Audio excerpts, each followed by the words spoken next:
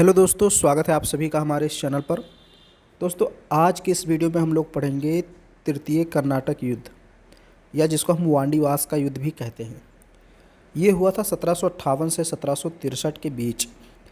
इसके पहले मैंने आपको द्वितीय कर्नाटक युद्ध और प्रथम कर्नाटक युद्ध पढ़ा दिया था, और भी बहुत सारी वीडियोस मैंने बनाया है। पुर्तगालियों का आगमन, डचों का आगमन, फ्रांसीसियों का आगमन, ब्रिटिश ईस्ट इंडिया कंपनी का आगमन, ये सारे टॉपिक्स आपको हमारे इस चैनल पर मिल जाएंगे। तो चलिए हम लोग शुरुआत करते हैं तृतीय कर्नाटक युद्ध।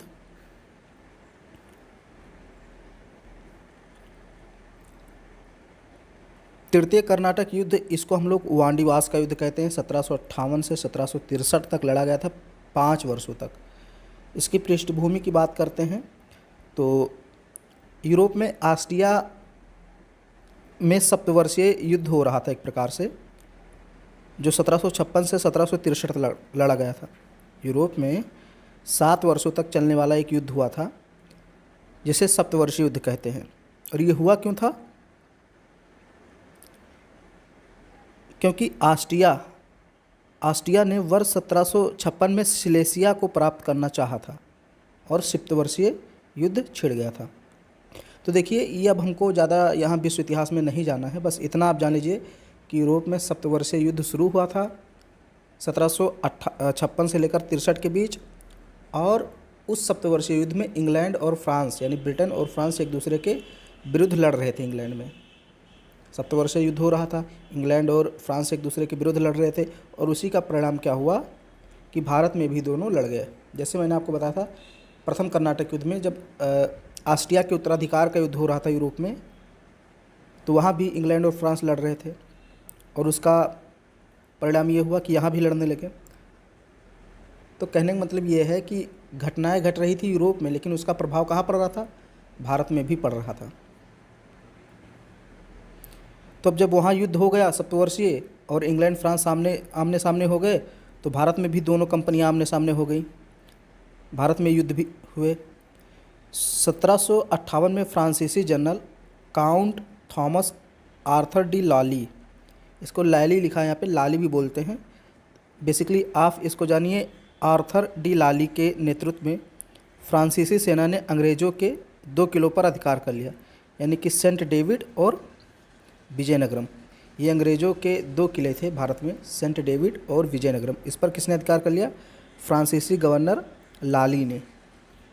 शॉर्टकट में इसको हम लाली बोलते हैं, क्योंकि पूरा नाम काफ़ी बड़ा है। तो अंग्रेज काफ़ी आक्रामक हो गए, गुस्से में हो गए, और उन्होंने मसूलीपट्टनम में एडमिरल डीएच के नेतृत्व में फ्रांसीसी बेड़े को भारी नुकसान पहुंचाया। अब दोनों में युद्ध होता है, और इसी को बोलते हैं वांडीवासी का युद्ध या वांडीवास का युद्ध। तीसरे कर्नाटक युद्ध का निर्णायक युद्ध 22 जनवरी 1760 को लड़ा गया। ये वांडीवास का युद्ध कब हुआ था? 22 जनवरी 1760 को। तमिलनाडु के वांडीवास या वांडावासी कहते हैं। अब देखिए, नामों में थोड़ा अंतर हो सकता है, किसी बुक में कुछ और लिखा है, किसी बुक में कुछ और, लेकिन यहाँ पर आप वांडीवास जानिए। तो इसको कहा जाता है अंग्रेज़ों द्वारा जीता गया था, यानी इस युद्ध में, वांडीवास के युद्ध में, फ्रांसीसी हार गए थे और अंग्रेज़ जीत गए थे। अंग्रेज जनरल आयरकूट ने काउंट डी लाली के नेतृत्व वाली फ्रांसीसी सेना को बुरी तरह पराजित कर दिया, एवं मार्क्यूस डी बुस्सी को बंदी बना लिया। अब ये देखिए, बुस्सी कौन था? तो ये भी एक फ्रांसीसी अधिकारी था। ये हैदराबाद में इसको नियुक्त किया गया था। हैदराबाद में इसको डुप्ले ने नियुक्त किया था, लेकिन जब काउंट डी लाली आता है और डुप्ले चला जाता है, तो काउंट डी लाली बुस्सी को हैदराबाद से बुला लेता है, और युद्ध में बुस्सी को अंग्रेज़ों के द्वारा बंदी बना लिया जाता है।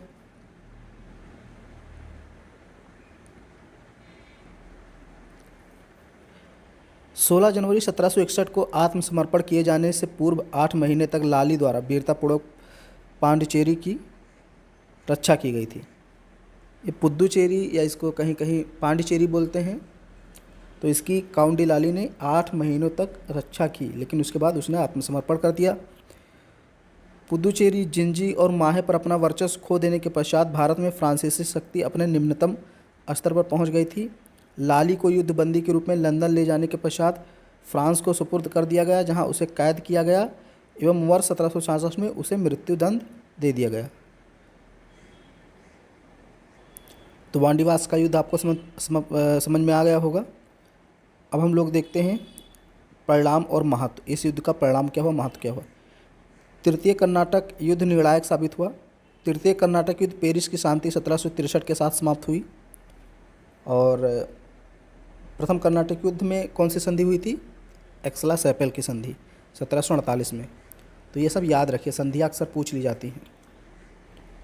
तो पेरिस की संधि के द्वारा 1763 में ये युद्ध समाप्त हुआ, यानी कि जब यूरोप में पेरिस की संधि हुई वहाँ पर इंग्लैंड और फ्रांस में समझौता हुआ, तो यहाँ भी समझौता हो गया। अब इस संधि के तहत पुदुचेरी एवं चंद्रनगर पुनः फ्रांसीसियों को सौंप दिए गए, लेकिन वह उन क्षेत्रों पर व्यापारिक गतिविधियाँ ही कर सकते थे। मतलब अब उन क्षेत्रों पर किलेबंदी नहीं कर सकते थे, सिर्फ व्यापार कर सकते थे फ्रांसीसी, वो कोई अपने साम्राज्य स्थापित करने का प्रयास नहीं कर सकते थे। हालांकि संधि ने भारत में फ्रांसीसी कारखानों को बहाल कर दिया, लेकिन युद्ध के बाद फ्रांसीसी राजनीतिक प्रभाव समाप्त हो गया। अब कोई राजनीतिक गतिविधि फ्रांसीसी लोग नहीं कर पाएंगे, सिर्फ और सिर्फ व्यापार करेंगे, ये संधि में लिखा गया। इसके पश्चात फ्रांसीसी भारत में अपने समकक्षों यानी पुर्तगाली और डचों की तरह छोटे परिक्षेत्रों तथा वाणिज्य तक ही सीमित रह गए। भारतीय उपमहाद्वीप में ब्रिटिश सर्वोच्च यूरोपीय शक्ति बन गई, यानी कि अब भारत में ब्रिटिशों के समक्ष कोई भी नहीं रहेगा, सारी शक्तियां पराजित हो गई ब्रिटिश से। डच पहले ही हार गए थे, पुर्तगाली भी हार गए थे और अब फ्रांसीसी भी हार गए। तो अब भारत एकदम खुला मैदान है, किसके लिए, ब्रिटिशों के लिए, शासन करने के लिए, कि आओ मेरे ऊपर शासन करो। निष्कर्ष थोड़ा सा देख लेते हैं। वांडीवास की विजय के बाद ईस्ट इंडिया कंपनी का भारत में कोई यूरोपीय प्रतिद्वंदी नहीं रहा। इस प्रकार वे संपूर्ण देश पर शासन करने के लिए तैयार थे। गौरतलब है कि वांडीवास के युद्ध में दोनों सेनाओं में भारतीय लोगों ने सिपाहियों के रूप में अपनी सेवाएं दी थी। इससे पता चलता है कि चाहे जो भी पक्ष जीता हो, यूरोपीय आक्रमणकारियों द्वारा भारत का पतन अवश्य संभावित है। तो ये मैंने आपको तीनों कर्नाटक युद्ध पढ़ा दिए और उम्मीद करता हूँ आपको ये वीडियो पसंद आया है। तो इसको लाइक कर दीजिए, शेयर कर दीजिए और हमारे चैनल को सब्सक्राइब भी कर लीजिए।